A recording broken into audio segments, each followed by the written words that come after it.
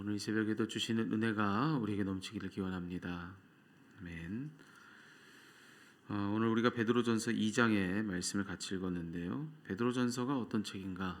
어제 이미 여러분들 충분한 설명이 됐으리라 생각을 합니다. 로마 황제의 극심한 박해가 있었죠. 그 가운데서 고난당하고 핍박당하고 있던 성도들에게 소망을 주기 위해서 쓴 편지가 바로 베드로전서다, 이렇게 설명을 드렸는데요. 오늘 본문을 읽을 때도 오늘 우리가 읽고 있는 이 말씀이 그와 같은 책이라는 사실을 우리가 염두에 둘 필요가 있습니다. 그들은 생명의 위협 아래서 어떻게든지 신앙을 저버리지 않으려고 그렇게 분투하고 있는 그런 이들입니다. 그러니 그들의 매일매일은 정말로 사느냐 죽느냐, 또 죽느냐 사느냐, 그런 절체절명의 위기 속에서 늘 위태롭고 또 불안했을 것입니다. 그런 그들을 격려해 주기 위해서 이제 오늘 베드로 사도가 오늘 본문의 말씀, 이 말씀을 지금 기록하고 있는데요. 한마디로 말하자면 예수님을 붙들라는 것입니다. 거기에 소망이 있다고, 거기서 우리는 지어지고 또 세워진다고, 모퉁이 돌이신 예수님 안에 우리가 지어질 때 거기에만 소망이 있다. 이제 그렇게 말씀을 들려주고 있는 것이죠. 자, 그 중에서 특별히 오늘 2절의 말씀, 전반부의 말씀을 다시 읽어드리면 이렇게 됩니다. 갓난아기들 같이 순전하고 신령한 젖을 사모하라. 비유를 들어서 성도들에게 갓난아기들처럼 순전하고 신령한 젖을 사모하라 라고 하는 이 위로와 소망의 메시지 가운데 그런 권면의 말을 지금 베드로 사도가 들려주고 있습니다. 자, 이 구절에 담겨 있는 그 의미만 따져보자면 여기 갓난아이라 하면 누구겠습니까?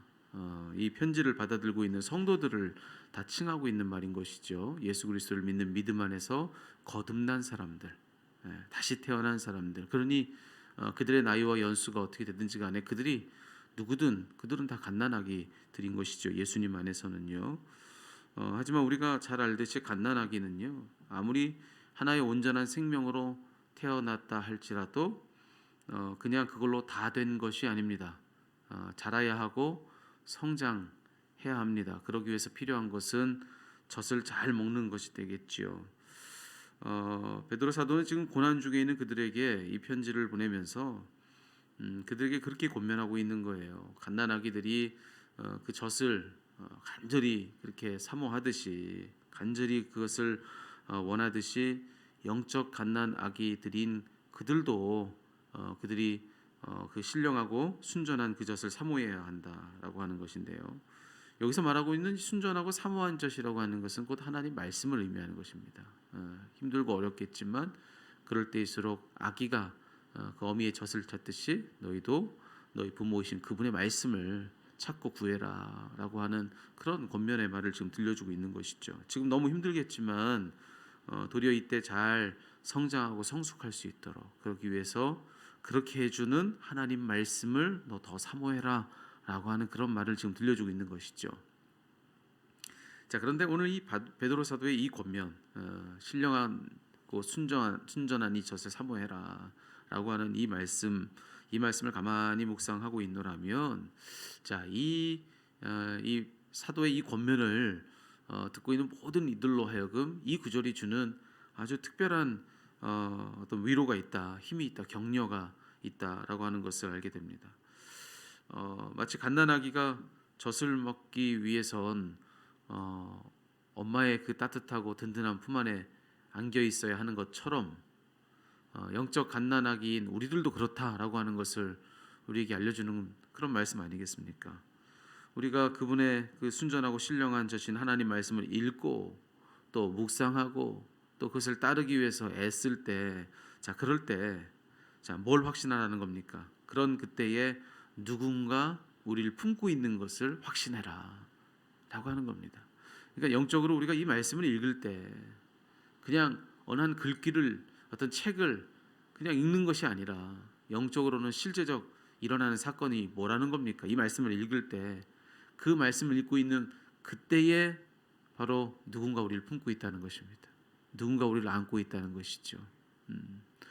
엄마가 자신의 젖을 아기에게 먹이듯 우리가 이 말씀을 읽을 때에도 신령한 젖이고 또 순전한 젖인 이 말씀을 읽는 우리들을 품고 있는 누군가가 있다. 누군가 우리를 품고 있다. 누구시겠습니까? 하나님이시죠. 이 말씀의 꼴을 우리에게 먹이시는 하나님이 우리가 말씀 읽는 가운데는 우리를 품고 계시다라고 하는 그 말을 지금 우리들에게 들려주고 있는 것입니다. 여러분, 만약 그들을 품고 있는 또 우리를 품고 있는 분이 하나님이시라고 한다면 그러면 당장에 그들에게 일어난 일이 무엇이든 뭐가 문제겠습니까? 크게 문제가 되질 않는 것이죠.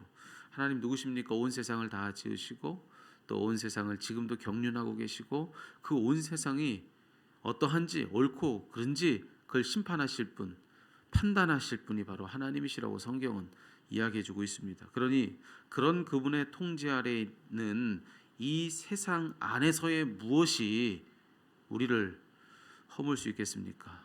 무엇이 우리를 해할 수 있겠습니까?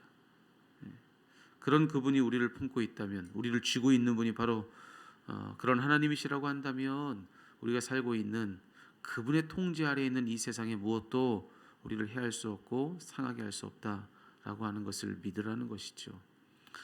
갓난아기가 엄마의 품 안에서 무엇을 그렇게 많이 이해하겠습니까? 무엇을 그렇게 많이 보고 무엇을 그렇게 많이 헤아리겠습니까? 지금 당장에 내 눈앞에 있는 그분이 누군지, 엄마가 어떤지, 그리고 지금 어떤 일이 일어나고 있는지 아무것도 아이는 다 알지 못합니다. 그냥 내 안에 있는 갈급함, 내 안에 있는 부족함이 가장 크게만 느껴질 뿐 실제로 어떤 일이 어떻게 일어나고 있는지, 이 세상이 어떻게 돌아가고 있는지 아이는 그것을 알 수가 없습니다. 이유는 한 가지입니다. 엄마 품 안에 있는 따뜻함이 다른 생각을 할 수 없도록 그를 붙들어 주는 것이죠. 여러분, 우리도 그러합니다. 우리가 어떤 문제 한가운데 있다 여겨지는 그런 어떤 때를 만난다면 저는 오늘 이 말씀이 우리에게 꼭 떠올랐으면 좋겠습니다. 우리가 문제 한가운데 있다 해도 우리가 그분의 말씀을 붙든다면 우리는 그저 문제 안에 있는 것이 아니라 무엇 안에 있는 것이냐, 그분의 품 안에 있는 것이다 라고 하는 것입니다. 어떤 위기가 있어도 어떤 어려움이 있어도 그냥 그것이 우리를 품고 있는 게 아니다. 그분의 말씀을 읽을 때 우리는 우리를 품고 있는 그분의 품을 누린다라고 하는 것. 내가 알고 있는 그만큼이 다가 아니겠죠. 그보다 훨씬 더 큰 크기와 무게와 그거보다 더 따뜻한 온기로 우리를 붙들어주고 계시는 분이 계신 겁니다. 오늘 그것을 믿으라고 권면해주는 오늘 베드로의 이 말을 다 믿음으로 붙드는 우리 모두가 되었으면 좋겠습니다.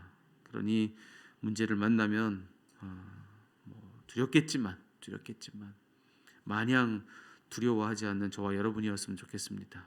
오늘 베드로가 권면해 주듯이 우리를 품고 있는 분이 계시기에, 우리를 지키고 있는 분이 계시기에, 문제가 우리를 안고 있는 것이 아니라 그 안에 우리가 있는 것이 아니라 그분의 품 안에 있는 것이기에 그걸 믿는 저와 여러분 되었으면 좋겠습니다.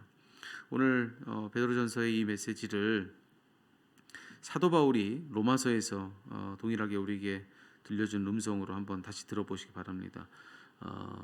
이 베드로 사도뿐 아니라 바울 사도도 우리들에게 이런 권면의 말을 들려주고 있습니다.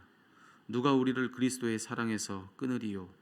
환난이나 곤고나 핍박이나 기근이나 적신이나 위험이나 칼이랴. 이 모든 일에 우리를 사랑하시는 이로 말미암아 우리가 넉넉히 이기느니라. 내가 확신하노니 사망이나 생명이나 천사들이나 권세자들이나 현재일이나 장래일이나 능력이나 높음이나 기품이나 다른 아무 피조물이라도 우리를 우리 주 예수 그리스도 안에 있는 하나님의 사랑에서 끊을 수 없으리라. 여러분, 이것을 꼭 오늘 우리 모두가 붙들었으면 좋겠습니다. 우리를 사랑하시는 이로 말미암아서 넉넉히 이깁니다. 승리의 날은 반드시 옵니다. 우리를 절대로 그분에게서 끊어낼 수 없다.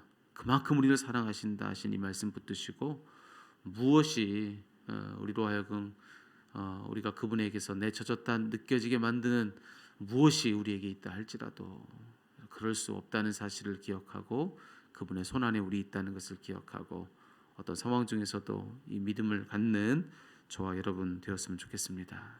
그래서 담대히 오늘 주어진 하루에서 여러분 모두가 다 승리하시기를 간절히 축복합니다.